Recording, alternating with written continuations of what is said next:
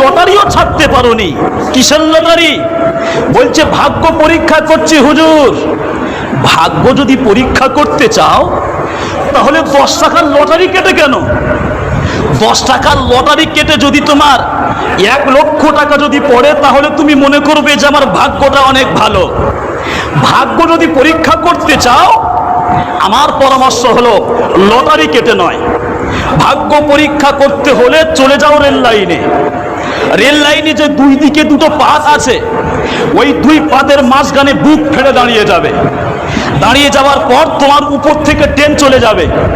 Train পুরো চলে যাওয়ার পর যদি তুমি বেঁচে যদি থাকো তাহলে তুমি বুঝবে যে আমার ভাগ্যটা অনেক ভালো, ভাগ্য আমার সাথ দিয়েছে।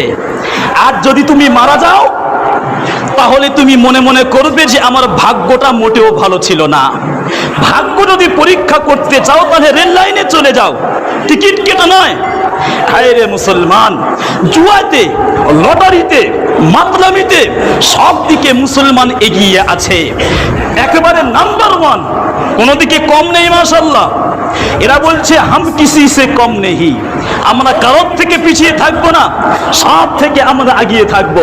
মনে রাখবেন, এই রকম কোরআন আর সুন্নাহর বহির্ভূত কাজ যদি আমাদের জীবনে হয়ে যায় তাহলে আমাদের ভিতরে যে ঈমান আছে এই ঈমান তো অটোমেটিক ডাউন হয়ে যাবে।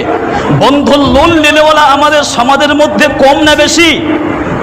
আল্লাহ পাক বলেন, ফাইন লাম তাফআলু, যারা সুদ থেকে ফিরে আসবে না, ফাআযানু বিহারবিন মিনাল্লাহি ওয়া রাসূলিহি, তারা যেন রেডি হয়ে যায়। কিসের জন্য? আমি আল্লাহ এবং আমার রসুলের সাথে যুদ্ধ করার জন্য। আল্লাহর সঙ্গে যুদ্ধ কারা করে? যারা আল্লাহ দুশমন তারা। রসুলের সঙ্গে যুদ্ধ কারা করবে? যারা রসুলের দুশমন হবে তারা। আজ তুমি বন্ধন লোন ছাড়তে পারোনি, তুমি জুয়া ছাড়তে পারোনি, তুমি মদ ছাড়তে পারোনি, তুমি হারাম ছাড়তে পারোনি। মনে রাখবেন, আমরা বর্তমান সমাজে আমরা কোরআনকে ছেড়ে দিয়েছি আর ধরে নিয়েছি মোবাইল।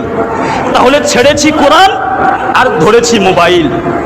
একটি কথা মনে রাখবেন, পৃথিবীর যত কোম্পানি আছে, মোবাইল কোম্পানি, সবাই যদি যুক্তি করে 5 দিনের জন্য যদি সমস্ত মোবাইলগুলোকে বন্ধ করে দেয় তাহলে কি